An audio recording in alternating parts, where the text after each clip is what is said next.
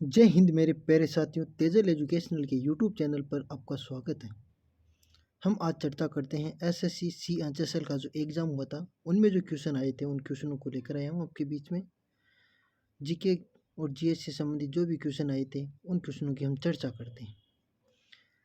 प्रश्न के साथ मैं आपको एक्स्ट्रा फैक्ट बताने का काम करूँगा ताकि भविष्य में जिन भी विद्यार्थियों का एग्ज़ाम होगा उनसे उनको भी बेनिफिट मिल सके।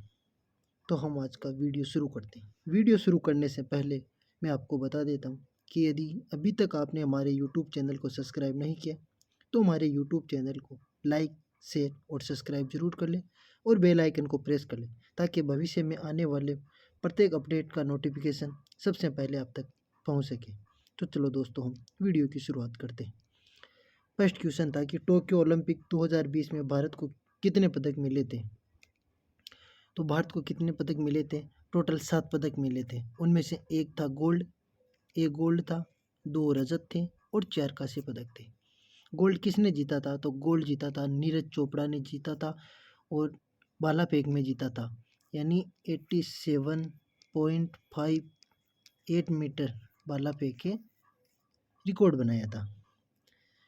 एक रजत, रजत किसने जीता था?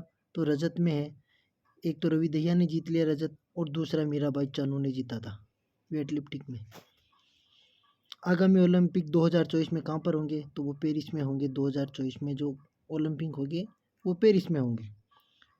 आधुनिक ओलंपिक की शुरुआत कहाँ से हुई थी? तो आधुनिक ओलंपिक उनकी शुरुआत पीएरीडी कब्रिस्ती द्वारा 1986 के अंदर, यानी 1886 में हुई थी, एथेंस से हुई थी। आधुनिक जो ओलंपिक है उनकी शुरुआत हुई थी 1896 ईस्वी में एथेंस से हुई थी। व्यक्तिगत रूप से प्रथम स्वर्ण अभिनव बिंद्रा ने जीता 2008 में और वो बीजिंग में जीता था। बीजिंग ओलंपिक हुआ था उस टाइम उसने जीता था, प्रथम स्वर्ण पदक जीता था। यदि प्रथम महिला के बारे में पूछे तो कन्नम मल्लेश्वरी थी। लगातार 2 ओलंपिक में पदक जीतने वाली महिला कौन है? तो वो है पीवी सिंधु है। अगला क्वेश्चन था कि माजुली द्वीप किस राज्य में स्थित है। तो माजुली द्वीप कहाँ पर है? असम राज्य में स्थित है। असम में ब्रह्मपुत्र नदी संसार का सबसे बड़ा नदी द्वीप बना हुआ है, यानी संसार का सबसे बड़ा नदी द्वीप है वो कहाँ पर है? असम में ब्रह्मपुत्र नदी है, उस पर कौन सा है? वो माजुली द्वीप है। ब्रह्मपुत्र नदी का उद्गम कहाँ से होता है? तो वो तिब्बत के मानसरोवर से होता है। तिब्बत के मानसरोवर से होता है उद्गम। इसकी सहायक नदी पूछे तो सहायक नदी कौन कौन सी है? सहायक नदी किसकी? माजुली यानी ब्रह्मपुत्र की सहायक नदियाँ हैं। तो ब्रह्मपुत्र की सहायक नदी हो जाएगी लोहित है, कामेंग है, सुबनसिरी, बराक, ये ब्रह्मपुत्र की सहायक नदियाँ हैं। The 7 sins of the believe mothers के लेखक कौन है? तो इसके लेखक कौन है? तारिका कसौफ खुराना है। द 7 मून ऑफ द माली इलाम के लेखक कौन है? तो शेहान करुणा तिलक, जिनको क्या दिया गया? बुकर पुरस्कार से सम्मानित किया गया था। सूर्य का 7वां घोड़ा Dharamvir Bharati. The tomb of the sand Geetanjali यानी श्री इंटरनेशनल बुकर 2022 से सम्मानित किया गया।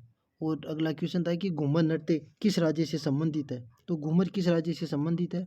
घूमर राजस्थान से संबंधित है। और कौन कौन से राजस्थान से संबंधित? गणगौर है, पनियारी है, कठपुतली है, कालबेलिया, ये राजस्थान से संबंधित है।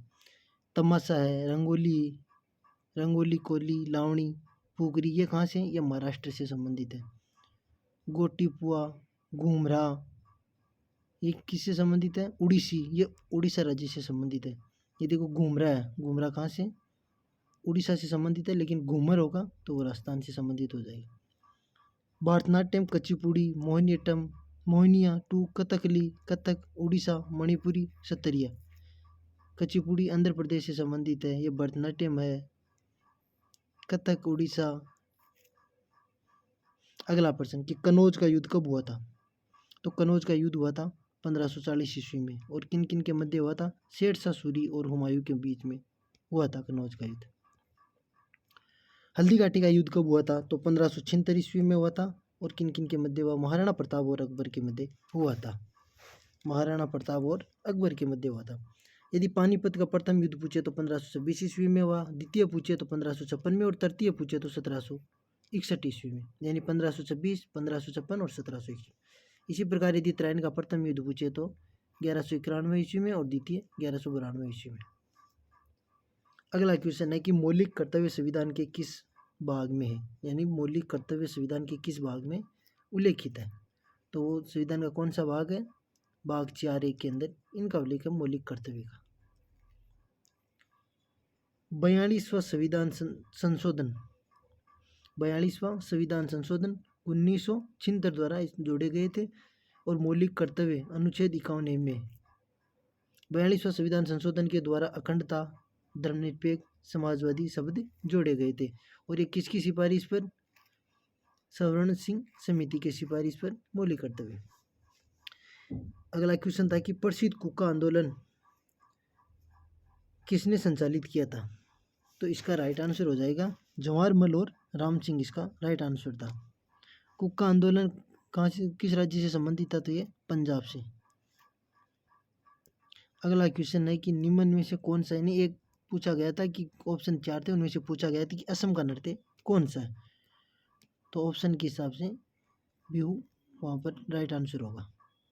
बिहू एक क्या है, सत्तरीय नृत्य है, बेरुंगम्बा। विधि द्वारा स्थापित प्रक्रिया किस देश से ली गई, यानी किस देश के संविधान से विधि द्वारा स्थापित प्रक्रिया वो किस देश से ली गई है, तो वो जापानी, यानी जापान के संविधान से लिया गया है। एकल नागरिकता कहाँ से ली गई है, ब्रिटेन से। संसदीय प्रणाली, मौलिक अधिकार, यह मौलिक अधिकार अमेरिका। मौलिक कर्तव्य कहाँ से लिए गए, रूस से। और मौलिक अधिकार अमेरिका से लिए गए। इसी प्रकार है कि संविधान संशोधन यह दक्षिण अफ्रीका से लिए गए। और किस आर्टिकल के तहत, 368 के तहत संविधान संशोधन किया जाता है। नीति निर्देशक तत्व पूछे तो वो कहाँ से लिए गए, वो आयरलैंड से लिए गए। और ये जो महाभियोग की प्रक्रिया है, तो ये महाभियोग कहाँ से प्रक्रिया अमेरिका से लिया गया। नीति निर्देशक तत्व आयरलैंड हो गया। जो राज्यसभा में 12 सदस्यों का मनोनीत करते हैं राष्ट्रपति, वो भी कहाँ से लिए गए, आयरलैंड से लिया गया। एक MS वर्ड में न्यू डॉक्यूमेंट शॉर्टकट की क्या होती है, तो उसकी शॉर्टकट की होती है Alt+N, यानी MS 365 में न्यू डॉक्यूमेंट का शॉर्टकट की क्या है, तो वो Ctrl+N होता है। Ctrl+N क्या होता है, Ctrl+N होता है।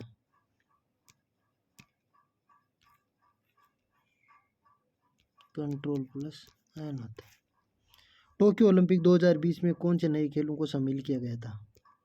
तो इसके अंदर जो, यानी 2020 में कौन कौन से खेल थे, एक तो कराटा था, एक स्प्रिंग था, एक क्लिबडिंग था। ये 2020 में शामिल किए गए थे। भवानी देवी का संबंध किससे संबंधित है, यानी भवानी देवी है वो किससे संबंधित है, वो तलवारबाजी से संबंधित है। अगला क्वेश्चन था कि निम्नलिखित में से कौन सा है गोदावरी, यानी कौन सी है गोदावरी की सहायक नदी है। ऑप्शन दिए थे, उनमें से पूछा गया था कि गोदावरी की सहायक नदी कौन सी है, जिनमें 3 ऑप्शन अलग थे और एक ऑप्शन जो गोदावरी की सहायक नदी है उससे संबंधित था। तो गोदावरी की सहायक नदी जैसे बेनगरा है, पूर्णा है, ये क्या गोदावरी की सहायक नदी है। गोदावरी नदी दक्षिण भारत की गंगा भी कहते हैं। गोदावरी को क्या कहते हैं, दक्षिण भारत की गंगा कहते हैं। कावेरी नदी को दक्षिण भारत की भी गंगा कहते हैं। कावेरी को कहते हैं दक्षिण भारत की, गोदावरी को दक्षिण की गंगा, यानी कि दक्षिण की गंगा पूछे तो गोदावरी को कहते हैं, और दक्षिण भारत की गंगा पूछे तो वो कावेरी नदी को कहते हैं। फिर जाय केबारी परियोजना, ये कहाँ पर, कौन सी नदी पर स्थित है, तो ये गोदावरी नदी पर स्थित है। गोदावरी नदी का उद्गम पूछे तो महाराष्ट्र के नासिक त्रिकेश्वर से संबंधित है। उद्गम है महाराष्ट्र से होता है। कृष्णा नदी का उद्गम वो भी महाराष्ट्र के महाबलेश्वर से होता है। कोयना नदी महाराष्ट्र में स्थित है। और टिहरी बांध परियोजना भागीरथी नदी पर स्थित है। बागड़ा नांगल सतलज नदी पर है। बागड़ा नांगल पूछे तो सतलज नदी पर कोयना नदी महाराष्ट्र में है, और टिहरी बांध भागीरथी हो गया। बागड़ा नांगल परियोजना सतलज नदी पर है। हीराकुंड पूछे परियोजना तो वो कौन सी नदी पर बनी हुई है, माही नदी पर है।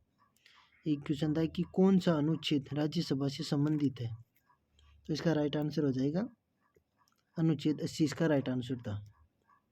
अनुच्छेद 79 ये किससे संबंधित है, तो यह संसद से, किससे संबंधित है? संसद से। और अनुच्छेद 80 ये राज्यसभा से और 81 लोकसभा से। इसको याद करने का सही तरीका है सरला। क्या हो जाएगा? स यानी संसद, र यानी राज्यसभा, ला यानी लोकसभा, यानी 79, 80 और 81। ये इनको याद करने का आसान तरीका है। अनुच्छेद 85 है वो लोकसभा भंग से संबंधित है।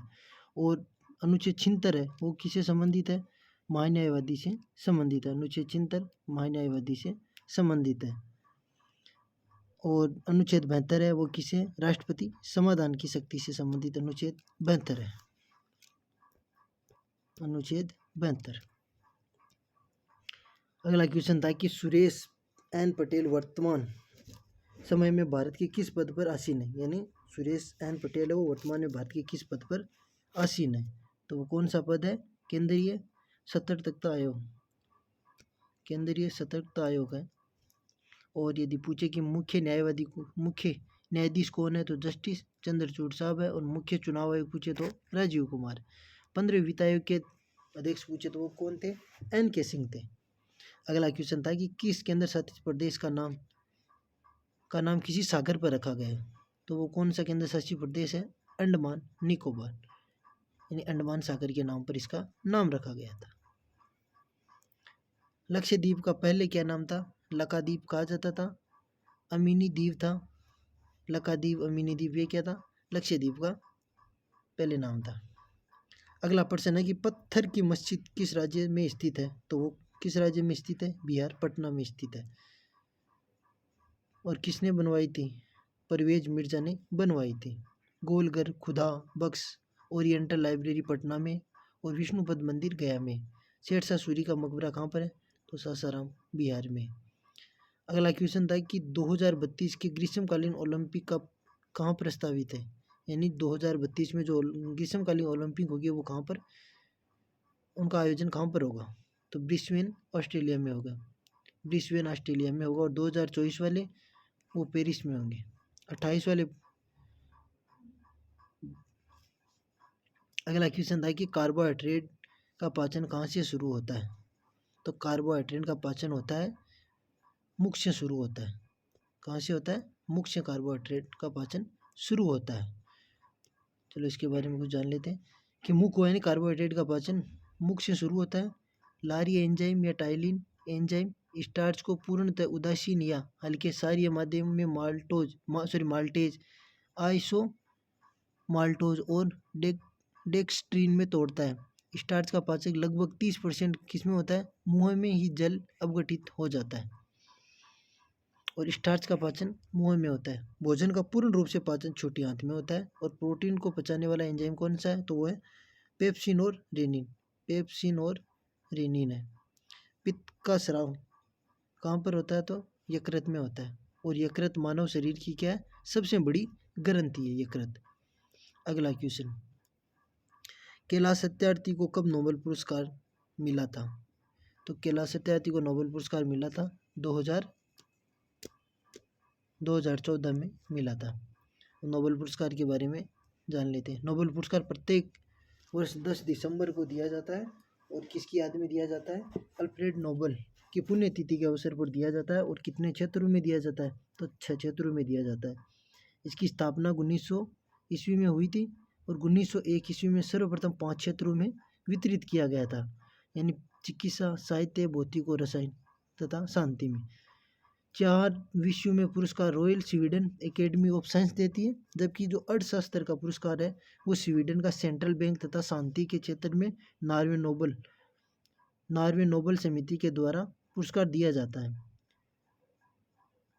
1969 ईस्वी में सर्वप्रथम अर्थशास्त्र में नोबेल पुरस्कार रेनगर फिश को दिया गया था। और प्रथम विश्व युद्ध तथा दूसरे विश्व युद्ध के दौरान नोबेल पुरस्कार की वितरण नहीं किए गए थे। यानी प्रथम विश्व युद्ध हुआ और द्वितीय वर्ष हुआ, उस टाइम नोबेल पुरस्कार वितरित नहीं किए गए थे। और ये दिए किसकी याद में जाते हैं? यानी जो अल्फ्रेड नोबेल था उसने डायनामाइट का आविष्कार किया था, तो उनकी याद में ये नोबेल पुरस्कार दिए जाते हैं। एक क्वेश्चन था कि 1956 की जो औद्योगिक नीति थी वो किस पंचवर्षीय योजना से संबंधित थी, तो वो कौन सी थी, सेकेंड ही पंच यानी सेकेंड जो पंचवर्षीय योजना थी उससे संबंधित थी।